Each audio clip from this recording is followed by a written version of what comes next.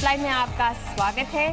इस कार्यक्रम में हम आपके सारे सवाल लेंगे और हमारे गेस्ट मौजूद हैं जो आपके सारे सवालों के जवाब देंगे। मैं हूं निशा रैयथा। नमस्कार। इस सीरीज के आखिरी कारोबारी सत्र में आप सभी का स्वागत है। मैं हूं सुमित और भारतीय बाजार एक दायरे के अंदर ही कामकाज कर रहा है। शुरुआती दौर में एक फ्लैटिश नोट पे शुरुआत, उसके बाद 10,500 के ऊपर भी निफ्टी गया, लेकिन फिर वहां से दोबारा बिकवा ली और अब एक दायरे के अंदर ही कामकाज होता हुआ एक्शन मार्केट्स के अंदर देखा जा रहा है। मेटल स्पेस के अंदर एक अच्छी तेजी, आज मेटल स्पेस में कामकाज हो भी रहा है। मेटल पूरे इंडेक्स के अंदर अच्छी तेजी के साथ वहां पे कामकाज होता दिखाई पड़ रहा है। Mid cap small cap index में आज ठीक ठाक मोमेंटम है, बहुत ज्यादा तेजी नहीं, लेकिन हाँ वहां पर भी कामकाज बेहतर हो रहा है। हिंडाल्को 3% ऊपर, एचयूएल 2%, वेदांता 1.5% और यूपीएल करीब 1.5% ऊपर कामकाज करते हुए। हाई डेट बेस्ड कंपनी जो है, चाहे वो रिलायंस कम्युनिकेशन हो, जेपी ग्रुप हो, भूषण स्टील हो, सब में एक अच्छी तेजी देखी जा रही है। और इसके अलावा आज जो बाइंग है वो सेलेक्टिव बैंक्स के अंदर भी आते हुए दिखाई पड़ रही है। सेलेक्टिव फार्मा, सेलेक्टिव बैंक्स में खरीदारी है और छोटे मझौले जो सब सेक्टर्स हैं वहां पर भी खरीदारी देखने को मिल रही है। चलिए अब सवाल जो आपका सिलसिला शुरू करेंगे, लेकिन आपको बता दें अगर आप इस कार्यक्रम का हिस्सा बनना चाहते हैं तो दो नंबर्स आपके लिए ओपन है। पहला नंबर हमारा टोल फ्री नंबर है 180018035545, जिस पर आप फोन कर सकते हैं, और 012042582237 उस पर भी आप फोन कर सकते हैं। और हमारे दोनों ही जानकारों से यानी कि गौरांग शाह से और सुमित बागड़िया से आप हमारे साथ सवाल पूछ सकते हैं। पहले दर्शक मौजूद भी हमारे साथ बातचीत करने के लिए महेश जैन है मुंबई से। जैन साहब नमस्कार। जैन साहब आप सुन पा रहे हैं? चलिए शायद संपर्क नहीं हो पा रहा। विनोद भी मौजूद है हमारे साथ बातचीत करने के। विनोद आप सुन पा रहे हैं? इनसे भी संपर्क नहीं हो पा रहा। सवाल महेश जैन का था मुंबई से। रिलायंस निपॉन को लेकर करीब 50 शेयर हैं, 278 रुपए के दाम पे खरीदारी है। गौरांग, रिलायंस निपॉन पे आप क्या टिप्पणी करना चाहेंगे?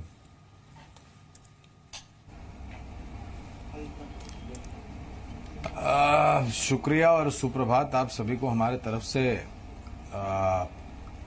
विशेष रूप में टिप्पणी इस पर्टिकुलर स्टॉक पर हम नहीं करेंगे क्योंकि कवरेज नहीं थी, लेकिन इस स्तर पर या ऊपर के दायरे में अगर आप निकलना चाहें और परिवर्तन के रूप में इंश्योरेंस, लाइफ इंश्योरेंस से जुड़ी हुई किसी एक या दो कंपनी में निवेश करना है तो मेरी राय में हाल ही में जो आईपीओ आए थे एचडीएफसी लाइफ और एसबीआई लाइफ, ये बेहतर विकल्प है। इनके पास मार्केट शेयर भी जाता है और मुझे लग रहा है कि जिस तरीके से पेनिट्रेशन आगे जाकर के होगा, बीइंग मार्केट लीडर्स, इनको ज्यादा फायदा मिल सकता है, जिसके आधार पर इनके नतीजे भी बेहतर आ सकते हैं। तो आप चाहे तो परिवर्तन कर सकते हैं। गौरांग का फिर सुझाव है कि आप इस स्टॉक से निकल जाइए, लाइफ इंश्योरेंस कंपनी को व्यू करिए और वहां निवेश करिए। हमारे पास एक एसएमएस आया है जैकी गनवानी का। उनके पास 80 शेयर है बैंक ऑफ बड़ौदा के, जो उन्होंने 172 रुपीज में लिए। उनको थोड़ा सा नुकसान हो रहा है, वो जानना चाहते हैं क्या करना चाहिए बैंक ऑफ बड़ौदा के साथ। सुमित बागड़िया भी हमारे साथ है। सुमित, बिल्कुल रेंज बाउंड हो गया है ये स्टॉक। आपको लगता है जनवरी से अब पीएसयू बैंक्स में तेजी आएगी? बैंक ऑफ बड़ौदा के लिए क्या टारगेट है आपके पास? हाय, गुड मॉर्निंग। वेल, स्टॉक ने बहुत ज्यादा मूव दिखाया है इनफैक्ट जी। चलिए शायद सुमित सभी संपर्क नहीं हो पा रहा। बैंक ऑफ बड़ौदा पे गौरांग आप कुछ कहना चाहेंगे?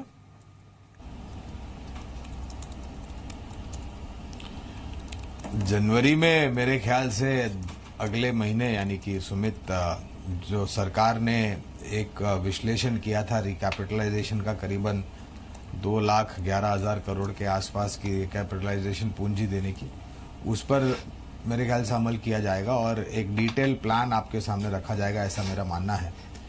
जल्दबाजी न करें, लंबी अवधि का नजरिया तो बने रहे। एज अ डिस्क्लोजर, हमारा लक्ष्य करीबन 210-220 का है और अगर ये रिकैपिटलाइजेशन को लेकर के बैंक ऑफ बड़ौदा के ऊपर एक बेहतरीन रुझान आया और आमदनी में बेहतरीन परिवर्तन हुआ तो ये लक्ष्य को हम ऊपर की तरफ रिवाइज करेंगे। जी, तो आपको राय दी गई है बैंक ऑफ बड़ौदा के संदर्भ में भी। विशाल हमारे साथ मौजूद है वडोदरा से बातचीत करने के लिए। विशाल जी नमस्कार। मेरे पास आईटीआई शेयर है 98 के रुपीज पे। किस कब की खरीदारी आपकी है? हाँ, मैंने 6 महीने पहले लिया था और 300 शेयर है मेरे पास। Okay okay. गौरांग, इनके पास 300 शेयर हैं आईटीआई के, 98 रुपए के दाम पे खरीदारी, 142 शेयर चल रहा है, करीब करीब 50 रुपए पर शेयर का मुनाफा है, क्या करें?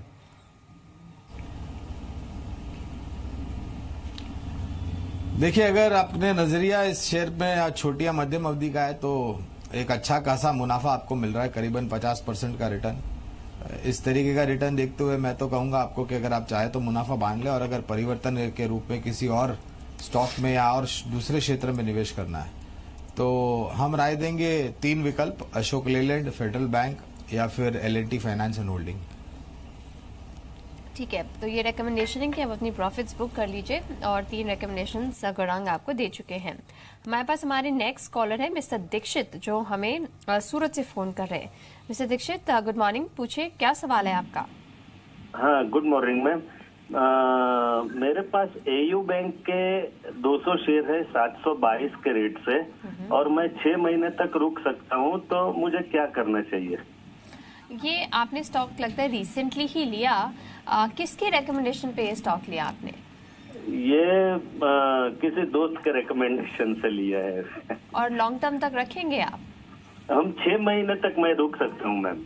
ठीक है, गुरांग का आप ही से पूछ लेते हैं, क्योंकि रिसेंटली लिस्टेड कंपनी है, चार्ट्स में डेटा थोड़ा कम होगा। आप क्या रेकमेंड करेंगे? 6 मंथ्स के लिए ही इसमें इन्वेस्टेड रहना चाहते हैं? आपको लगता है अच्छा रिटर्न मिलेगा इनको? पूरे बैंकिंग सेक्टर में यही उम्मीद है कि यहाँ से अच्छी रिकवरी आनी चाहिए क्रेडिट ग्रोथ में भी, पर स्मॉल पेमेंट बैंक्स का आउटलुक फिर भी थोड़ा हेजी है, क्या करना चाहिए?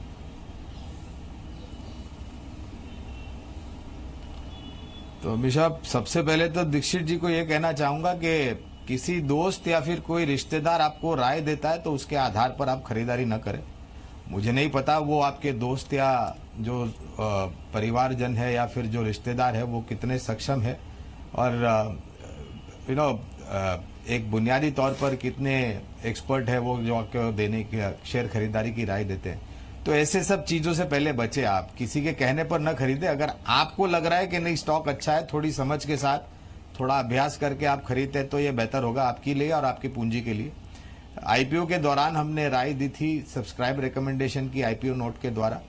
अब 6 महीने का इनके पास समय सीमा है, इसको आपको पहले तो परिवर्तन करना होगा करीबन साल 1.5 साल के लिए।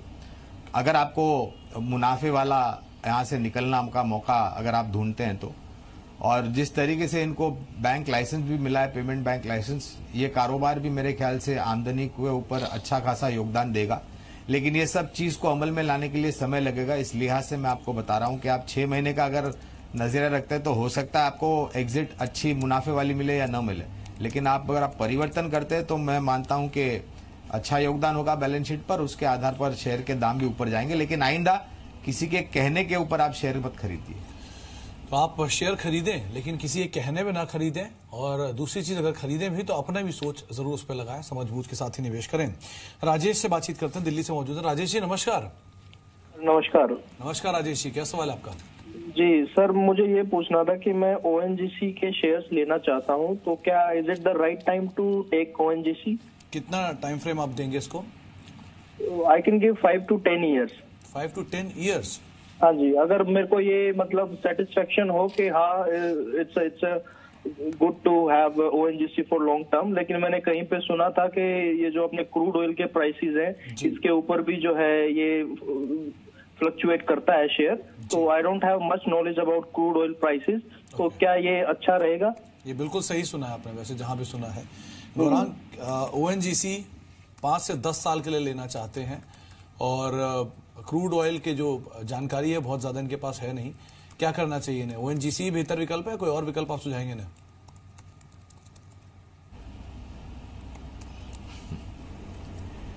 सबसे पहले तो ये परिभाषा या फिर ये प्रश्न जो होता है ना सुमित, कि क्या ये सही समय है या फिर क्या ये सही दाम है खरीदने के लिए, तो इनडायरेक्टली आप ये सवाल पूछ रहे हैं कि भैया मैं जब शेयर खरीदूं उसके बाद ना तो शेयर नीचे जाना चाहिए लेकिन ऊपर ही जाना चाहिए, ना ही मार्केट में करेक्शन आना चाहिए। अब राजेश जी, आप 10 साल का नजरिया लेकर के चलते हैं तो ये सवाल पूछना ही मेरे ख्याल से लाजमी नहीं है। एज अ डिस्क्लोजर ONGC पर हमारी खरीदारी की राय है।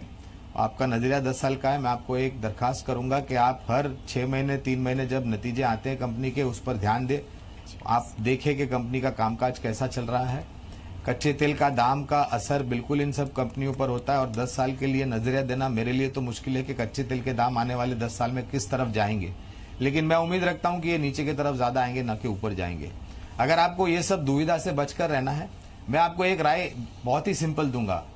आप 10 साल का नजरिया लेकर के चलते हैं तो आप इंडेक्स खरीदे, यानी कि निफ्टी 20 जो कि लिस्टेड है वो खरीदे, इससे क्या होगा कि आप कोई सेक्टर के ऊपर एक्सपोजर नहीं लेते हैं, आप सीधा इंडेक्स के ऊपर भरोसा करके आप निवेश करते हैं और मुझे मन लगता है कि 10 साल में काफी ऊपर की तरफ के दायरे होंगे। तो ये आपके लिए बेहतर होगा कि आप इंडेक्स खरीदे निफ्टी 20 जो कि अवेलेबल है कैश सेगमेंट में खरीदारी के लिए, और एक सिस्टमैटिक इन्वेस्टमेंट के आधार पर हर महीने थोड़े थोड़े खरीदते जाए। 10 साल का नजरिया है।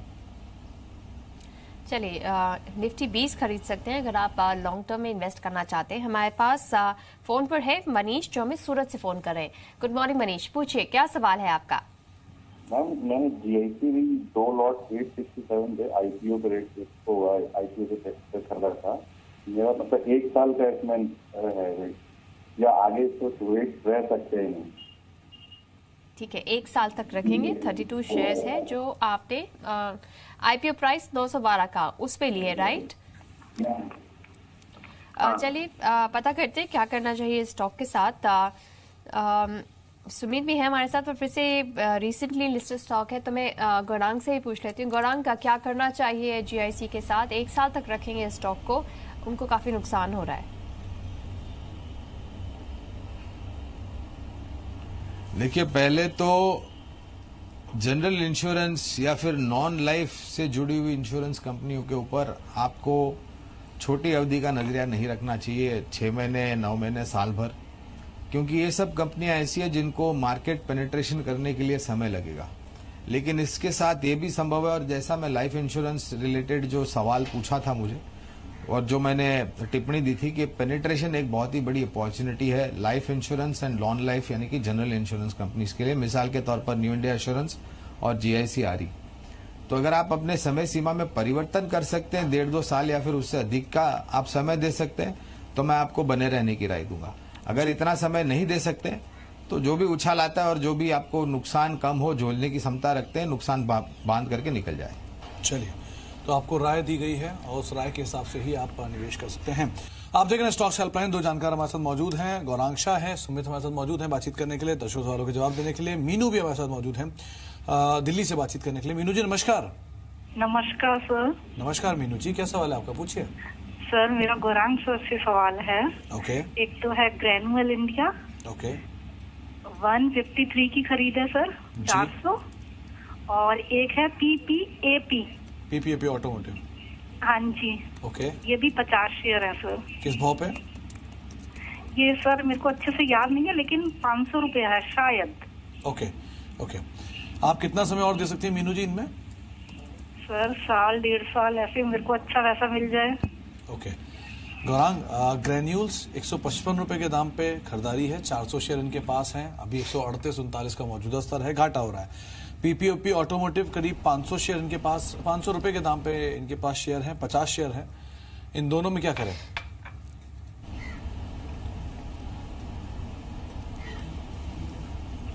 बहुत बहुत शुक्रिया मीनू जी सवाल पूछने के लिए। तो ग्रैन्यूल्स में तो निश्चिंत होकर के बने रहे आप। स्टॉक ऊपर के तरफ में मेरे ख्याल से 160-165 गया था और फिर लुढ़क करके 125-130 के आसपास आया।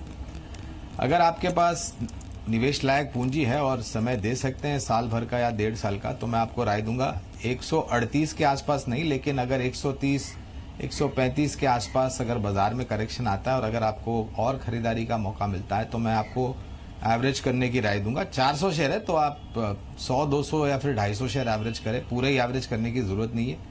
हमारा लक्ष्य करीबन 175-185 का है। और आज ही कुछ अच्छी खबर आई थी, इस पर्टिकुलर कंपनी को यूएस एफडीए की तरफ से एक दवा के लिए मंजूरी मिली थी, और मैं मानता हूं जिस तरीके से प्रोडक्ट लाइनअप है और भी काफी कुछ नए प्रोडक्ट्स लॉन्चेस हो गए और मंजूरी मिलेगी, लेकिन थोड़ा समय देना पड़ेगा। पीपीए ऑटोमोटिव, वेल आपका निवेश का स्तर तो मुझे भी नहीं पता, आपने बताया नहीं है, लेकिन मैं मानता हूं कि जिस तरीके से इनके प्रोडक्ट्स हैं और जिस तरीके से मार्केट शेयर है और ऑटो एंसिलरी पूरा सेक्टर ऑटो सेक्टर के साथ साथ आगे बढ़ेगा, ये भी मैं मानता हूं। तो दोनों में अगर आप 1.5 साल के लिए निवेशित रहते हैं तो आपको अच्छा मुनाफा मिल सकता है। और अच्छा मुनाफा की परिभाषा मेरे हिसाब से होता है सालाना 15-20% का अगर इजाफा मिलता है तो ये आपके लिए बहुत अच्छा है। लेकिन ग्रैन्यूल्स इंडिया में मैं आपको राय दूंगा थोड़ा बहुत एवरेज करें। ठीक है, ग्रैन्यूल्स पे आप एवरेज करिए। सुमित हमारे साथ है और आज एक्सपायरी है, तो सुमित की एक निफ्टी स्ट्रैटेजी भी है, वो समझ लेते हैं। सुमित बताइए निफ्टी के लिए आज क्या करना चाहिए?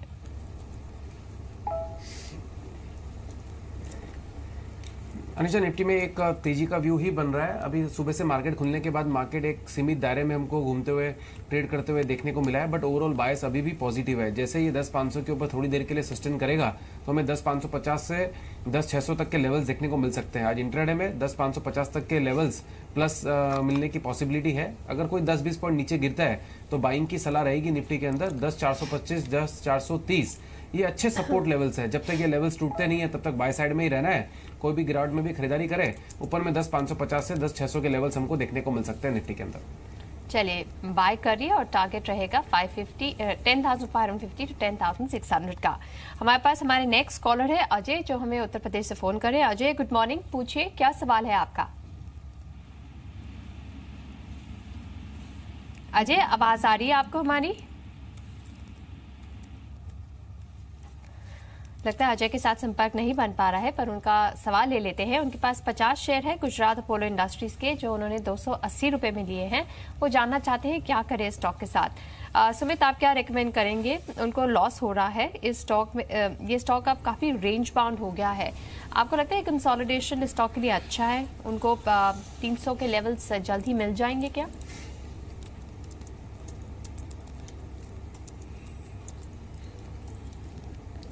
वेल देखिए, ये स्टॉक के अंदर एक जो मूव हमको देखने को मिल रहा है वो मूव एक रेंज बाउंड, एक सीमित दायरे में हमको देखने को मिल रहा है। स्टॉक अभी चल रहा है 241 के आसपास। ये स्टॉक यहाँ से इमीडिएटली जो नीचे में सपोर्ट दिखा रहा है टेक्निकली वो 218-220 के लेवल्स के आसपास है।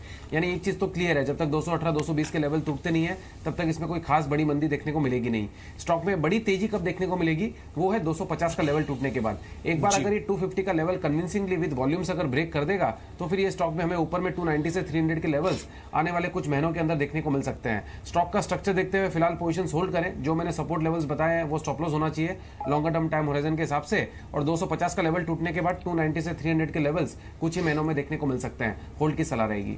चलिए, तो आप बने रहें, आपको ये राय दी गई है गुजरात अपोलो के अंदर। नीरज से बातचीत कर रहे थे, मुंबई से मौजूद। नीरज जी नमस्कार। मुझे L&T फाइनेंस खरीदे, मैंने 150 के भाव से 1000 शेयर। तो लॉन्ग टर्म के लिए उसका व्यू चाहिए था मुझे। दोनों एक्सपर्ट से सर, लॉन्ग टर्म के लिए दोनों एक्सपर्ट से L&T फाइनेंस के ऊपर। ओके गौरांग, L&T फाइनेंस 150 रुपए के दाम पे खरीदारी है, 25 रुपए पर शेयर का मुनाफा है, 1000 शेयर इनके पास है। क्या करना चाहिए इसमें?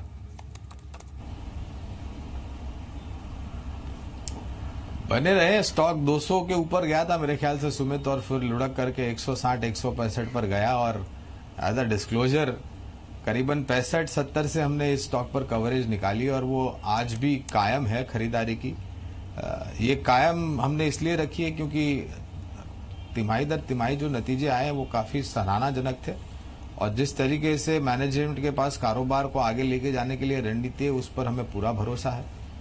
निश्चिंत होकर के बने रहें, और 150 के आसपास आता है या उससे नीचे लुढ़कता है तो और भी जुड़े अगर निवेश लायक पूंजी है तो। और अगर किसी को नए सलीके से निवेश करना है तो मैं वो भी कवायद करूंगा इस स्तर पर। लंबी अवधि के नजरिए से इसमें निवेश भी कर सकते हैं। चलिए, तो आप लंबी अवधि के निवेश के लिए इसके साथ बने रह सकते हैं, इसमें निवेशित रह सकते हैं। ये आपको राय दी है नीरज जी गौरांग ने। तो L&T फाइनेंस करीब आधा % नीचे भी कामकाज करते हुए। आज साल का दूसरा सेकंड लास्ट कारोबारी सत्र है, और इस वायदा बाजार की यानी इस साल की आखिरी वायदा बाजार की एक्सपायरी भी है, क्योंकि अब साल अंत हो रहा है। तो साल के अंत होने तक हम आपके लिए कुछ ना कुछ खास पेशकश लेके आते रहते हैं। साल भर के इवेंट्स को हमने बांधने की कोशिश की है अवार्ड्स के अंदर। पहले भी यानी पिछले कई सालों से जी बिजनेस लगातार साल के आखिरी के दिन अवार्ड्स देने की कोशिश करता है अलग अलग इवेंट्स को, और उन्हीं अवार्ड्स के सिलसिले की शुरुआत आज हम कर लेते हैं। संदीप हमारे साथ मौजूद भी हैं कुछ अवार्ड्स लेके, और संदीप के पास हैं आज के इस साल के अवार्ड ऑफ द ईयर।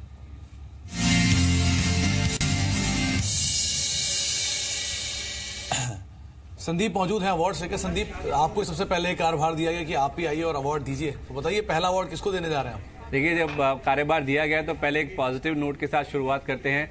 जो इस साल का बूस्टर था उससे शुरुआत करते हैं। जो बूस्टर ऑफ द ईयर है उसकी बात सबसे पहले करूंगा। ये इस साल का पहला अवार्ड है जो हम जी बिजनेस पे दे रहे हैं। इनफैक्ट जो PSU बैंक्स के रिकैपिटलाइजेशन की खबर आई थी उसे हमने बूस्टर ऑफ द ईयर के तौर पे चुना है, जिसमें 2,11,000 करोड़ रुपए की पूंजी निवेश की बात सरकार ने करी थी सरकारी बैंकों के अंदर। इसमें से 1,35,000 करोड़ रुपए की जो रकम वो सरकारी जो बॉन्ड्स है उसके जरिए आएगी, जो कि शायद जनवरी में आते हुए दिखेंगे। लेकिन बैंकों का जो जो एनपीए का बोझ है उसे कम करने के लिए जो फैसला है वो सरकार की ओर से लिया गया था। आपको बता दें सरकारी बैंकों के जो एनपीएस हैं वो करीब 7.5 लाख करोड़ के आसपास पहुंच गए हैं। तो उस लिहाज से देखा जाए तो ये बैंकों के पीएस जो एनपीएस है उनको कम करने के लिए, उनकी जो दिक्कतें हैं उसे सोल्व करने के लिए जो पूंजी निवेश है वो किया गया था। और इनफैक्ट सुमित, मुझे तो याद नहीं है कि कभी इतिहास में मैंने किसी बैंकिंग स्टॉक में 50% के रिटर्न एक ही दिन में आते हुए देखे। वही जो खबर आई थी उसके बाद 50% तक के जो रिटर्न है एक ही दिन में बैंकों में आते हुए दिखे थे। इसीलिए हमने बूस्टर ऑफ द ईयर का अवार्ड इस बीएसयू बैंक रिकैपिटलाइजेशन की जो खबर आई थी उसे दिया है। चलिए, तो बूस्टर ऑफ द ईयर का अवार्ड ये पहला अवार्ड है जो कि जी बिजनेस दे रहा है और तमाम पीएसयू बैंक्स में इस इवेंट के बाद एक जोरदार उछाल आया भी था। संदीप, दूसरा अवार्ड ही बताइए और क्या याद दिलाना चाहेंगे, साल में क्या हुआ ऐसा? दूसरा अवार्ड ऐसा है जिसके साथ सुमित आपका भी इंटरेस्ट काफी ज्यादा, आप काफी कीनली ट्रैक करते हैं, वो है क्रिप्टो करेंसी बिटकॉइन। इसे हम बबल ऑफ द ईयर का अवार्ड इस साल दे रहे हैं। देखिए, जबरदस्त रिटर्न इस बिटकॉइन में इस बार देखने को मिले हैं। इनफैक्ट आप देखिए इसी महीने इनफैक्ट 18 दिसंबर को $19,511 का जो रिकॉर्ड हाई है वो बिटकॉइन ने लगाया था। और आपको बता दें बीते साल जो एंड हुआ था बिटकॉइन के जो दाम था $968 का था, यानी कि इसी साल में ही 1915% का रिटर्न बिटकॉइन ने इस साल में दिया है। यानी कि एक बिटकॉइन की जो कीमत है 12.5 लाख रुपए के करीब पहुंच गई थी इसी दिसंबर महीने में। 2016 में आपको बताएं तो 137% के आसपास का रिटर्न था। लेकिन जो बबल ऑफ द ईयर का अवार्ड दे रहे हैं ना वो इसलिए है क्योंकि एक तो रिटर्न दिया और उसके बाद जो करेक्शन था वो भी उतना ही स्टीप था। एक ही दिन में 1/3 जो वैल्यू इरोजन है वो बिटकॉइन के प्राइसेस में देखने को मिली थी। 19,500 के आसपास के हाई बनाए थे, उसके बाद एक ही दिन में $11,000 का जो लेवल है उसके नीचे भी जो प्राइजेस हैं वो जाते हुए दिखे थे। तो एक roller coaster ride bitcoin prices में देखने को मिली, जहां एक तरफा चाल ऊपर की ओर देखने को मिली और बाद में जब करेक्शन आया वो भी काफी स्टीप देखने को मिला। चलिए, तो बबल ऑफ द ईयर का अवार्ड जाता है बिटकॉइन को और एक बिटकॉइन की कीमत आपने खुद ही देखी किस तरह $19,000 के करीब तक पहुंची और एक जोरदार एक तरफा चाल इस करेंसी ने, इस एसेट क्लास ने दिखाया भी है। तो ये 2 अवार्ड आपको आज देखने को मिले, लेकिन ऐसा नहीं है, पूरे दिन जी बिजनेस अलग अलग इवेंट्स को अवार्ड के रूप में आपके सामने रखता रहेगा और उनके नाम स्वरूप आप उसमें इवेंट्स भी या फिर खबरें भी देखते रहेंगे। बहुत बहुत शुक्रिया संदीप, ये दोनों ही अवार्ड्स देने के लिए और आगे भी हम आपसे कुछ और अवार्ड जानते रहेंगे। और आप दोनों का भी शुक्रिया गौरांग हमारे साथ मौजूद रहने के लिए इस कार्यक्रम में। सुमित, आपका भी बहुत बहुत शुक्रिया इस कार्यक्रम में हमारे साथ मौजूद रहने के लिए। एक छोटे से ब्रेक का वक्त है, ब्रेक के बाद भी सवाल आपका सिलसिला जारी रहेगा, लेकिन माध्यम चेंज हो जाएगा। यानी कि अभी हम आपके सवाल आपसे बात करके लेते हैं, लेकिन अब व्हाट्सएप, फेसबुक और ट्विटर के जरिए आप हमें सवाल भेज सकते हैं। स्टॉक सोशल में कुछ ही देर बाद हम लौट रहे हैं और आपके सवालों का जवाब दे रहे हैं।